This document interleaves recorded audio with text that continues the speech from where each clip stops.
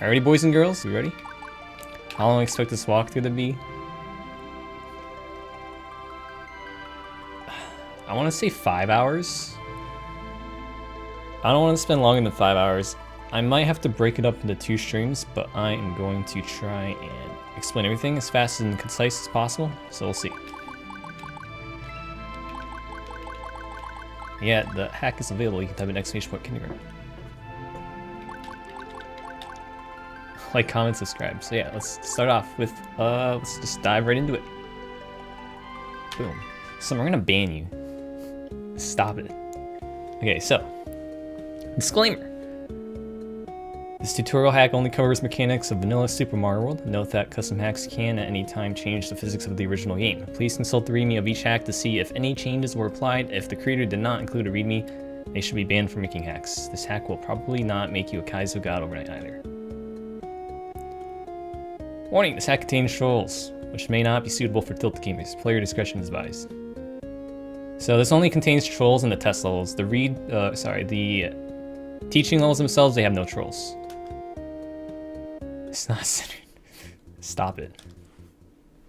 So yeah, this doesn't teach you everything about Super Mario World. It's not an encyclopedia. It only teaches you the important things you need to know, important mechanics, important physics changes, anything important so that you can apply it to whatever you need to. So this is the basic controls of the game. And you got the spin jump, you got the normal jump, X and Y. You can run and grab. You got the movement here, start, select.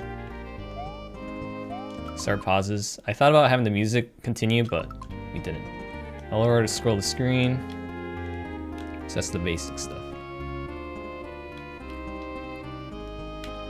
No, this guide uses A, B, and X, Y interchangeably.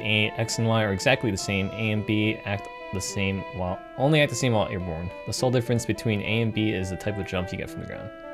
So technically this is not correct. Technically. The reason I say that is because A and B act slightly differently when you're in cape form, but I didn't feel like changing that. You don't have to know about that. It's useless. So just don't worry about it. So press L and R together to retry any section.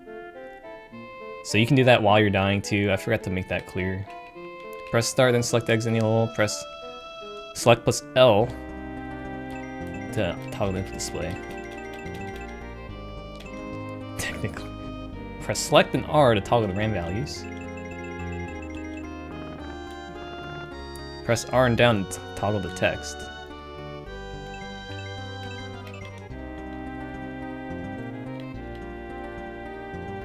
There's one dragon coin hidden in every level. Find all 40 to receive a special prize. So I'm not gonna go through them. You know where they are. It's in the VOD, but we're just gonna teach you stuff. So the first thing is jump heights. So this level teaches you about vertical speed mechanics. The faster you move, the higher you will jump. So for this level, I actually thought about putting the X speed as well, but I wanted to simplify it by just doing Y speed. So if you look at the top right, it actually says 6, and that's not like a glitch. You're actually always falling. See, look, now it's 3 when I'm holding the jump button. So believe it or not, you're always falling when you're on the ground. So you can clear 4 tiles with a spin jump without running speed. So one mistake I did make is I didn't clarify what running speed was. People try to do running speed as like this is P speed, but running speed is this is explained in the next level, so this is a little oversight, but running speed is just when you hold Y and left and Y and right when you're not getting P meter. So you can actually clear this with a normal jump standing still. So 4 is the max you can do without moving, and then 4 when you have speed, when you spin jump is the max. Because if you try to do it standing still, you won't get enough height. You can clear 5 tiles with a normal jump without running speed. So you have to be near running speed, because if you're like here, you're not gonna make it. So you gotta be like roughly 2 blocks away. 2 blocks away is the key. And then you cannot make this with a spin jump. You can't make it with a full speed P speed spin jump though. But you need like a good pixel BS, which is nonsense. But anyways. Actually, can you? I don't even know. Never mind. Please do not put 6-style jumps in low. It's possible with running speed normal jump. So, in short, it's luck. It's not technically luck, but to the human, it's luck. Because you need a good jump height, because you get 2 different jump heights in your max speed, and then you also have to deal with the subpixel BS, and I'm not getting into subpixels, but basically it's just luck. Also, yeah, I really thought about putting like ground here, or a space there so you can just run under, but no, we're gonna make you do it. I'm gonna make you suffer. Gotta make everyone suffer. See, look at that. It's just like don't put that in the hack. Just be cautious of that though. 6 tiles is the max. Yo, caloric. With the 22 months. Thank you for the grats. I'm proud of you for setting a goal and seeing it through. Congrats on the release, Panga Love. Thank you so much. Oh yeah, you get to be in the YouTube video for anyone that subs or resubs. Alright, so you can clear 5 tiles while bouncing off enemies. Hell yeah, now we got business. Ericana, thank you for the 2 months. Welcome back. Okay, so this is half true, but that gets explained in a later video. So yeah, this is the most you can clear when you bounce off any enemy. It's 5. You hold either jump button to fall slightly slower. So again, when you hold the jump button, your fall speed decreases by 3 instead of 6 every time. So that's why the Y speed's 3 here, and when I let go of jump, it's 6. So that lets you go over gaps. And you can stand pretty close to them without having to worry about falling. So as long as you're like a block away, you'll be fine. So if you don't hold jump, you can make it, but it's just way harder. Yo, thank you for the Twitch Prime 2 months. I don't know why the alert didn't go off that time. So, a little fun fact here. So let's say I'm here, right? And if I press jump, I'm gonna die. So what you can actually do is you can pause buffer. So you can actually pause the game, then press the jump button and unpause the game, and you don't jump. So if you're in a situation where you're like, uh-oh, I need to cross this 1 tile gap, but if I jump, I die. Just pause the game. It's free. What's the difference between regular run and 3Y speed run?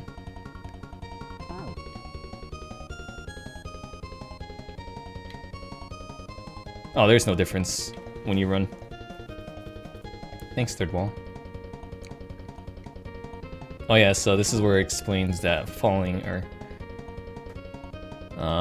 holding jump will fall slower. So you can see that I still fall faster than these spinies even when I'm holding jump. And my fall to max speed is 67. And if I don't hold jump, it's 70. So that's one important thing to know, that you always fall faster than enemies even if you're holding jump. That's different than Mario Maker, because Mario Maker you fall at the same speed. I can't see that F, whatever. You fall faster than walking off layer 2 blocks. So some levels have layer 1 and layer 2, where layer 2 is like things that move independent of layer 1. And you can see my speed is 46 here. And when I'm on regular ground, it's 6. So you're actually 40 faster when you fall off. You can kind of see this, right? If I do it here, it's a little less obvious, but it's just something to keep in mind. If you ever doing a layer 2 level and you try to fall off a ledge, you're gonna fall faster. You know, sub curb.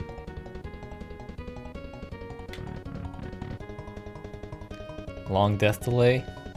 Oh, you can. It's set like that. It's set like that by default. You can press L and R to die faster. Is there a good way to know what's on layer 2? Not really. That's up to the creator to kind of distinguish it. Layer 2 is the one that moves. Layer 1 doesn't move. So if it seems like layer 1 and layer 2 look the same, but one of them's moving, then that's layer 2. What's up, Jesse? Congratulations, you beat the level. To try this level again, enter the door.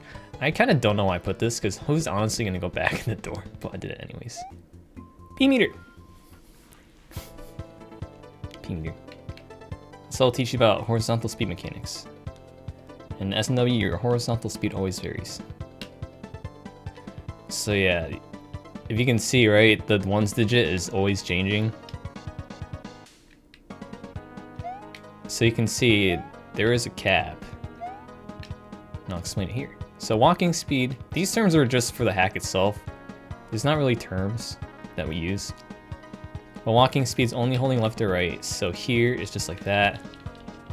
Running speed, holding Y plus left, but that's without P speed really. P speed is when you have running speed, but when P meter is full. We'll explain and show P meter later. And P meter increases while running and decreases when not. So again, we'll explain what P meter is later. So the max speed while walking varies between 19 and 21. When running, it's 35 to 37. And when P speed, it's 47 to 49. They're kind of important to know, but only if you know like the speeds of relative enemies. But let's keep that in the back of your mind. No problem, Zaplix. So here is where we get into the world P speed.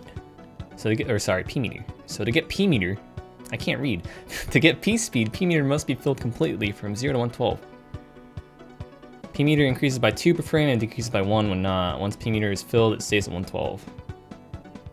No, you can only build P meter when on ground unless you're T-posing. Nintendo chose 4 white people for the invitational. Well done, Nintendo. So this is the T-pose that I was talking about. So that's T-pose. So basically means when you're in the air. Thanks for 100 bits. So when you're in the air, you can build P speed again, but only when you have P speed when you take off. Because if you try to do it in the air and you don't have the T-pose icon, then it doesn't matter.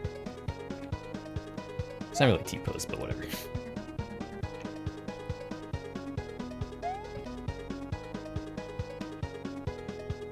So I guess I didn't explain that. Well, I'm bad. But you can only start building P speed when you're at max running speed. So when your speed's 35, it starts to build. Because you can see in the top right, my P meter, it doesn't start increasing immediately. It's not until I reach the 30s, right?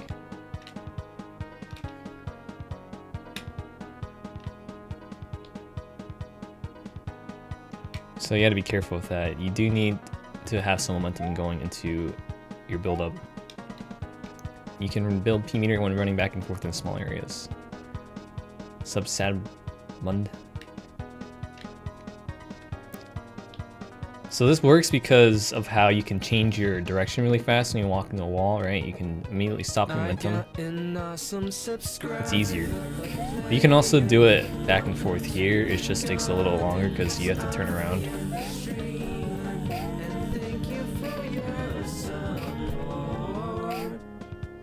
Almost a year. Here, Jan, thank you for the 24 and welcome back. So yeah, there's that. And then there's volume is better for me, P speed. Yeah, and it builds faster. Cause like if you try to do this, you can see I'm not really building it past 30 or 40. You might get it eventually, but it takes a lot longer because you have to take that time to turn around and build up again. So in that case, you have to do jumps. Because it lets you get a little wider on these on this platform, so it lets you build it. Also I do spin jumps because it's easier to build it. You can do normal jumps. It's a little harder, but you can still do it. That's why I have an A there. So here's where you bonk, right? So if I don't bonk and I just turn around, it takes a little slower, but you can still get it. So in this case, you want to bonk, so that way you turn around faster, and you can build it pretty easily. If you're curious, the shortest platform you can jump back and forth on is 3 tiles, but that's basically tasks only. Usually if you have like a platform that's 4 blocks long, you can get P speed.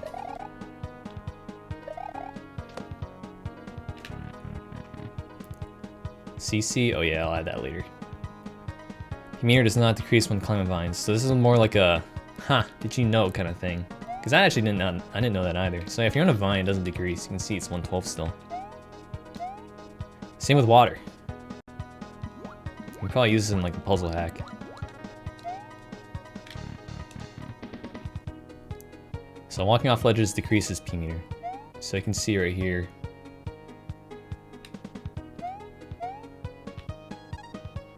You will decrease P meter. Or P meter does decrease when you walk off ledges. If you want to be tricky, you can like jump and then like land this little crevice, but it doesn't really matter. Congratulations! You've learned about speed in this game. Slopes and momentum. Here we go. This one's pretty fun.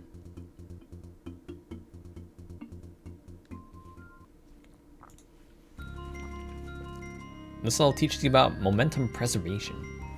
Tapping down on slow makes you slide. So I want to clarify, if you hold left or right, you will stop sliding. So you only want to hold it, or only press down. You don't have to hold it, you can just press it, just tap it. And once your speed reaches 0, you stop butt sliding. So you can also do this upwards as well. Doesn't matter. Any type of slope, doesn't matter. Which one is low on Kaizo God? Probably the last one, the heck. Letting go of run, or sorry, letting go of right when in the air locks your speed. So, look at the speed. It stays capped. Grats on the hack. Yo, Nick Mason, thanks for the 100 bits. So yeah, if I hold right here, okay, well, I fell off. If I hold right here, I'm gonna slow down. See, it slows down to the 30s instead of the 40s. So if you're ever above running speed, it's pretty good to not hold jump.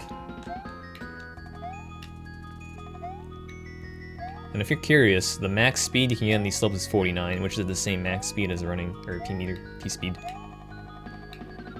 So they're the same max. It also decreases by 1 every frame you touch the ground. So if you want to not lose momentum when you are trying to preserve it, you gotta do frame perfect jumps off the ground. Kinda like this. I'll try to do a couple here. Oh, well yeah, so you see at 48, and then every time you touch the ground it starts to decrease. Where's Kai's block? Or not. Yeah, don't put these in your act. These slopes are stupid. Don't do it. Look at this. Look at this nonsense. Also, fun fact, you can die right here. I don't know if that's how the original slopes are in the game, but if you want to die in this room, just go there. Super slow muncher. Airborne momentum works the same ice levels. So ice level, it's a little weird. You can kind of see that, you see my speed, it's a lot easier to read, that's decreasing. So if you like run, you can kind of see it's easier to read, but yeah, so you want to do the same thing. You don't want to hold right. You want to let the ice carry you.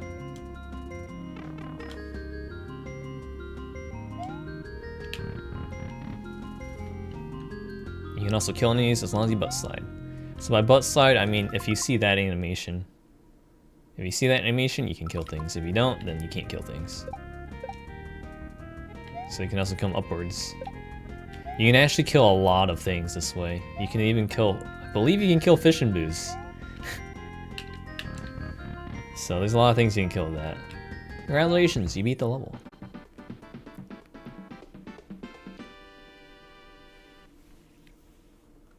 Okay, champ. Spawn mechanics. Hell yeah, now we got business. The power of the butt. Yo, Joe Yoros, thanks for the 4 months. Welcome back. Dude, the butt's pretty powerful. How hard does this hack get? It gets a little hard near the end, but that's just because it's the final level after you learn everything. So this level teaches you about spawn mechanics. Sprites spawn up when they are about 2 tiles off either side of the screen. So I have these cement blocks here because if you stand here, that's where the sprite spawns. I should have put something that says like stand here. So yeah, if I stand here, Spiny spawns. Sprites also despawn the same way. So the Spiny's gone. It despawned because it walked 2 blocks away from the left side of the screen. So if I run back, you see there's no spiny anymore. Bye. So yeah. Sprites respawn as long as they're not killed or slaughtered by Yoshis. So yeah, you see the spiny spawns. Keep spawning until it dies. It also spawns and runs towards you. So you can see it spawned on the left side, it's going to the right because it wants to go towards Mario. So, for example, if we kill this guy, the little naked green Koopa, if you kill him, he's gone. He ain't coming back. He's not there anymore. We killed him. You can scroll the screen to manipulate spawns. Yeah, so going back to the spiny. Alright, I have to stand here to spawn it. But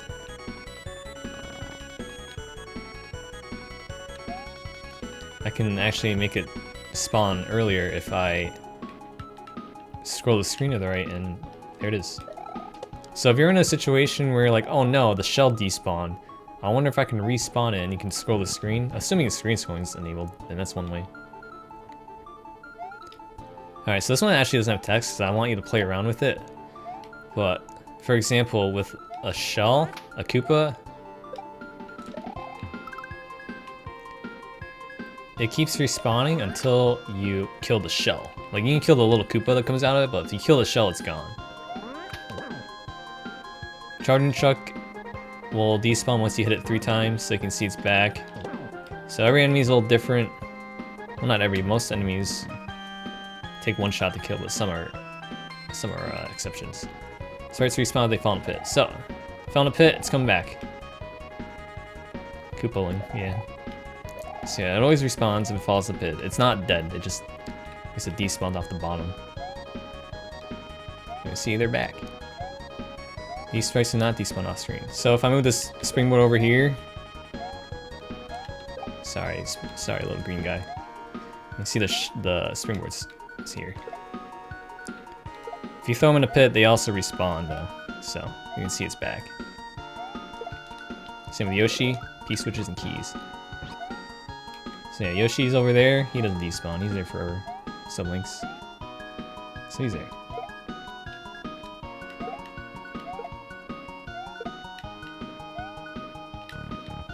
What's world record? Does vertical position impact spawning? Your vertical position? No, the camera. In the horizontal level, no. Because it only despawns when it falls off the screen vertically. You can be high above the screen and they'll still be there. But on vertical levels, we'll get to that, it's a little different. So certain types of lava can kill sprites. So this lava doesn't. This lava does not interact with sprites, you can see. This is the lava that you see in castles. It's a little bubbly. It's more bubbly. It's a little bubbly. PSP in the second level's first screen. You wanna do this. I think is this the one? You wanna press the A button and then switch directions. I think that's the one. This lava kills sprites and allows items to stand on. So yeah, it kills pretty much every sprite except for like you can do a P switch on there. Oh, I'm god, look at that.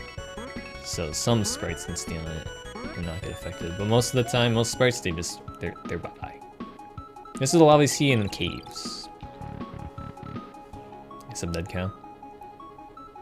On slope lava, sprites do not die, so they're basically invincible. These guys, even Yoshi's there. What's up, buddy? But the moment they walk into the not slanted lava, they're donezo. So you can see like that. Vertical level sprites spawn based on the top and bottom of the screen. The same rules apply. So yeah, so this is where I can be way to the left of the screen and they'll still be there. You can see they're still there. They're still walking. But if I'm all the way up here, they respawn. So they spawn on the top and bottom of the screen. That's how they spawn and despawn. It doesn't matter horizontally. So the same is true in horizontal levels where vertically it doesn't matter unless they fall off the screen. Or off the level, rather. Okay, champ. Frame rules and timers. So, this is the first world. I forgot to mention this, but this is the first world. It doesn't teach me any, like, Kaizo stuff. It teaches you about the game itself, which is pretty important to know if you want to manipulate things, understand how things work. Yo, what's up, Simp? So this level teaches you about the different frame rules and interactions of S and W. Some sprites do not interact with other sprites. Actually, most sprites don't interact with other sprites. Don't think of it as Mario Maker. If you want to play this game, you gotta get your Mario Maker mentality out of there.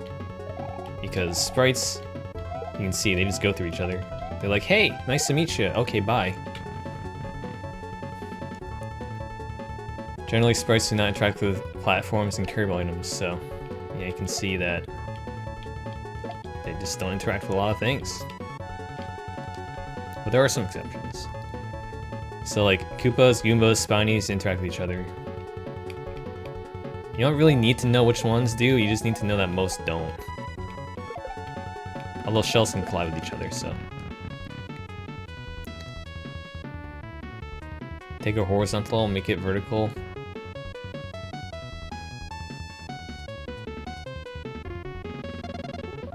Are there limits to how horizontal you make it vertical? Yeah, you can't make the level entirely horizontal.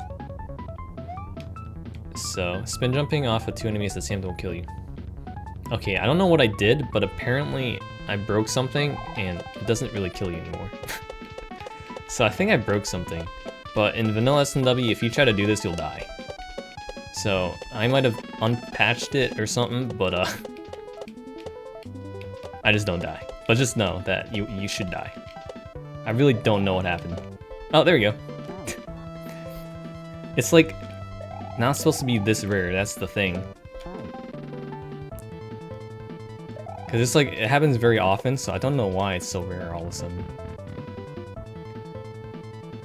Alright, so here we go. We get to learn about the global timers and just the regular timer.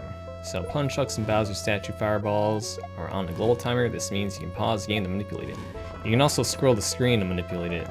You can see the game timer pauses whenever I stop the game. And you can see that the football spawns at different times. So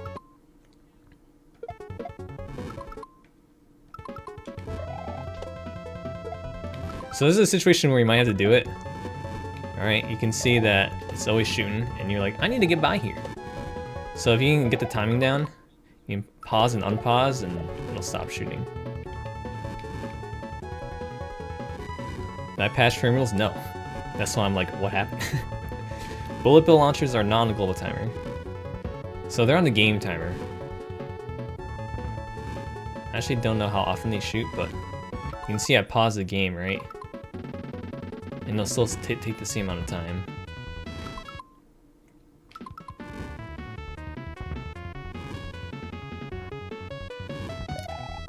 So if you ever see a level with the Bowser statue firing fireballs or Punchuck, you can most likely just pause the game and manipulate it to however you like. Well, those are like the only two you really need to worry about. When spinning, you switch between facing left and right every 4 frames. So you can kind of see that in the direction.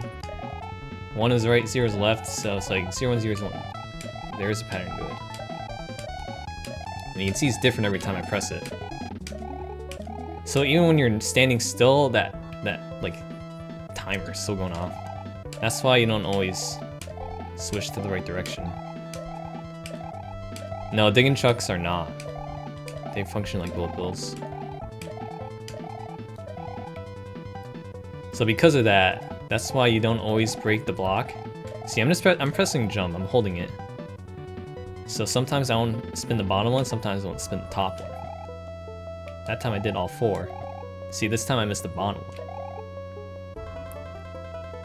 When spinning, you throw items in the direction you're facing, regardless of if you hold left or right. So basically, when you throw the item, whatever direction you're facing is the direction you throw it.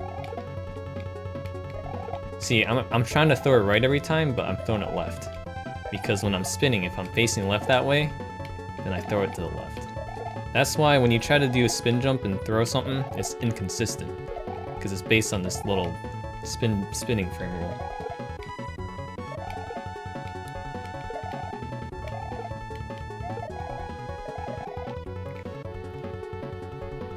Thrown items do not interact with for 17 to 18 frames, so. Because of that, you can stand a little less than 2 blocks away and the shell will just go through you. Okay, I won't spin my cape. But yeah, you can see it goes through you. 17 to 18 frames. So this game runs at 60 frames per second, so you can do the math. So if I stand a little further back, like here, it'll interact with me then. So that's important to know for Sheldons. Brewing openings spawn in the same degree of rotation that you despawn them, even after you die. So for example, you see a level to fit with a brewing, right? And if you need the brewing to be open at a specific angle, you can manipulate it by like dying at the right time. So you can see if I die right here, the brewings are going to spawn upwards. So there they are. And now if I die again, it's going to spawn facing the left. So this is important to know if you ever have a brewing level and it's dependent on where the brewing opening is. So if you do want to manipulate it, you can either die at the right time or despawn at the right time. When does the RAM that handles brewing place and reset? I don't even think it does unless you reset the game. I actually don't know. You can die after touching an orb or goalpost. Enemies and munchers do not damage you during the end cutscene. Note the gold tape hitbox extends vertically until it hits the top of the level. So this is more to be careful of Kaizo traps. So like if I try to touch that goalpost, I'm gonna fall in the lava and die. Same with this, if I touch the orb, I'll fall into this pit and die. Regarding the vertical gold tape hitbox, so it only extends upwards, and that's why I can go underneath it. And it's not until you're above the screen, like even like if the brim of your hat is above the screen, like here, you won't touch it, like that, see? So that's why you can fly over gold tapes and stuff, because as long as you're just above the top of the screen, you won't touch it.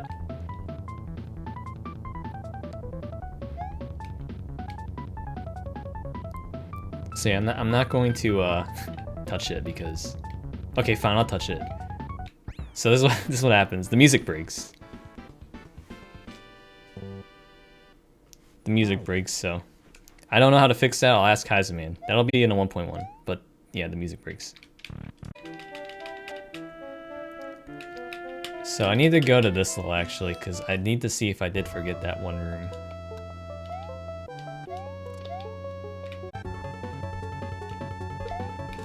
I forgot the room! I have to go put that room in. So we're gonna have to, after the stream ends, I'm gonna have to put a version 1.05. Because I forgot a room. This room doesn't exist in the hack. I hate my ability to make hacks. So yeah, I forgot a room. So I'm gonna explain it right now. Alright, so I'm gonna explain this really quickly before we call it a stream. So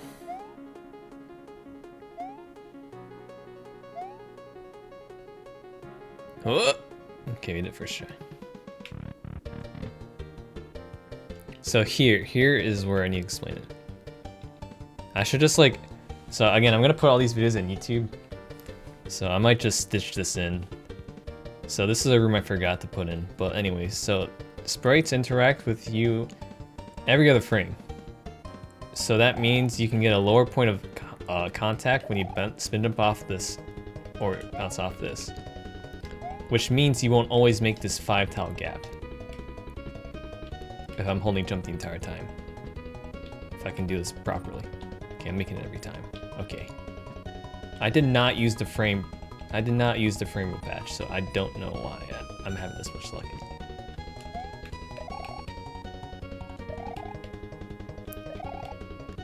There we go. See, I didn't make it that time. And that's because I spin jumped off the spiny at a lower point. Because the game detected my collision with the spiny on whatever frame. I don't know, I think it's every even frame. So since you can be traveling downwards on an odd frame, it makes you spin jump off a bit lower. So that's why sometimes... Congrats, Panga. If Thanks for all your hard work on this hack. Here's to teaching a whole new generation of Kaizo noobs how to get good smile. Thank you for the $15, Daniel. Appreciate that. So that's why people, if like a level requires a really tight jump and you get a quote-unquote bad frame rule, you won't make the jump. Like for example, if someone put this jump in the hack, you don't make it sometimes. You get a bad frame rule. But apparently I'm getting really good frame rules because okay, there you go. So yeah, that's just important to know.